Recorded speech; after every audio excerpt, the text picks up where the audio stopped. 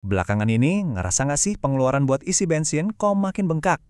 Nah, Anda nggak sendirian. Soalnya, di bulan Maret 2026 kemarin, harga BBM memang resmi naik dan lumayan terasa. Yuk, dalam beberapa menit ke depan, kita bedah bareng-bareng. Kenapa sih ini bisa terjadi? Apa aja efeknya? Dan gimana pemerintah mengubah strateginya? Kita mulai ya. Nah, ini dia tanggalnya. 1 Maret 2026. Mulai hari itu, kalau Anda ke SPBU, Anda bakal lihat harga baru untuk BBM non-subsidi. Ini berlaku serentak di seluruh Indonesia, baik itu di Pertamina maupun SPBU swasta lainnya. Sebuah perubahan yang langsung kita rasakan di dompet. Biar ceritanya utuh, kita akan lihat dari 4 sudut pandang. Pertama, kita pastikan dulu BBM apa aja sih yang harganya beneran naik. Terus kita telusuri, kok bisa harga bensin bikin harga cabai di pasar ikut-ikutan naik. Ketiga, kita lihat pemicunya dari pasar dunia. Dan yang terakhir, kita bongkar arah kebijakan baru subsidi energi di negara kita.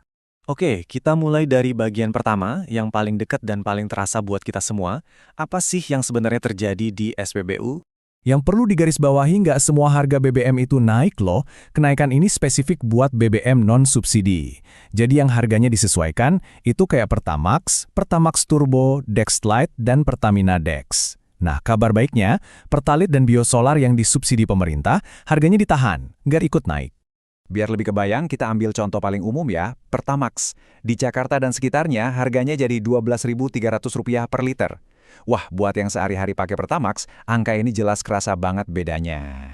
Oke, sekarang kita geser ke dampaknya. Karena masalah ini ternyata nggak berhenti di SPBU aja. Efeknya itu merembet, kayak domino. Sampai ke harga-harga kebutuhan pokok di dapur kita. Loh, kok bisa?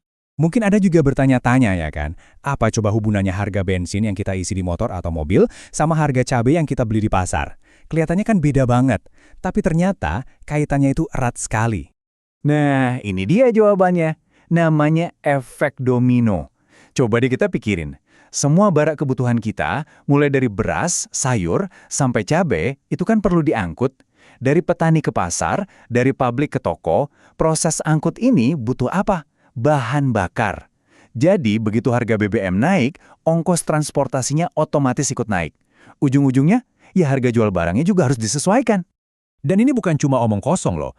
Lihat saja datanya. Di bulan Maret 2026, bulan yang sama saat BBM naik, harga beras eceran ikut naik. Minyak goreng curah malah naiknya lumayan tinggi, sampai di atas harga eceran tertinggi dari pemerintah. Dan puncaknya, coba lihat, harga cabai rawit merah. Naiknya ekstrim banget. Ini bukti nyata efek dominonya sedang bekerja. Jadi, kesimpulannya, dampaknya ini kena ke semua. Bukan cuma jadi beban buat pengeluaran rumah tangga kita sehari-hari, tapi juga jadi tantangan serius buat dunia usaha. Mulai dari pedagang pasar sampai pengusaha pabrik, semuanya ikut merasakan kenaikan biaya operasional. Oke, kita udah tahu apa yang terjadi dan gimana dampaknya. Pertanyaan terbesarnya sekarang, kenapa sih harga BBM non-subsidi ini harus naik? Ternyata jawabannya itu datang dari faktor-faktor yang ada di luar kendali kita. Mari kita lihat panggung dunianya. Coba kita runut kejadian di bulan Februari 2026. Dimulai dari situasi di Timur Tengah yang kembali memanas. Nggak lama kemudian, ada serangan ke fasilitas energi penting di Iran. Pasar global langsung panik.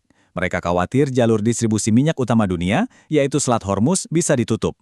Nah, rangkaian kekhawatiran inilah yang bikin harga minyak mentah dunia langsung melonjak. Ini dia buktinya dalam angka. Harga acuan minyak mentah dunia, baik itu Brent maupun WTI, dua-duanya naik lebih dari 7%. Dan ini terjadi hanya dalam waktu 1 bulan. Kenaikan drastis inilah yang jadi alasan utama kenapa harga BBM di dalam negeri juga terpaksa harus ikut disesuaikan. Nah, dengan adanya tekanan berat dari pasar global ini, pemerintah di dalam negeri nggak tinggal diam. Ada langkah strategis yang diambil. Dan ini membawa kita ke bagian terakhir dari pembahasan kita, arah baru kebijakan subsidi energi di Indonesia. Di sini ada perubahan yang fundamental banget. Kalau dulu, pemerintah itu nyubsidi barangnya, alias BBM-nya dibikin murah di SPBU buat semua orang. Nah, sekarang skemanya diubah, jadi subsidi orang. Artinya apa? Bantuan uangnya diberikan langsung ke individu atau keluarga yang dianggap membutuhkan, misalnya lewat bantuan langsung tunai. Kenapa sih harus diubah? Nah, ternyata data menunjukkan fakta yang cukup mengejutkan. Subsidi model lama itu seringkali nggak tepat sasaran. Justru, sebagian besar atau sekitar 70% subsidi BBM itu dinikmati oleh kelompok masyarakat mampu yang punya mobil pribadi. Sementara, masyarakat yang lebih butuh malah cuma kebagian sisanya yang 30%. Jadi, tujuan utama dari perubahan kebijakan ini adalah untuk membuat penyaluran subsidi jadi lebih adil, lebih efisien, dan yang paling penting, tepat sasaran. Tujuannya adalah memastikan setiap rupiah uang negara yang dialokasikan untuk subsidi benar-benar sampai ke tangan mereka yang paling berhak. Ini membawa kita ke pertanyaan terakhir yang penting untuk kita renungkan. Dengan skema baru berupa bantuan langsung ini, apakah subsidi energi kita ke depannya bisa benar-benar jadi lebih adil dan efektif? Ini adalah sebuah tantangan besar sekaligus harapan baru. Dan jawabannya tentu perlu kita awasi dan kawal bersama-sama. Terima kasih sudah menyimak.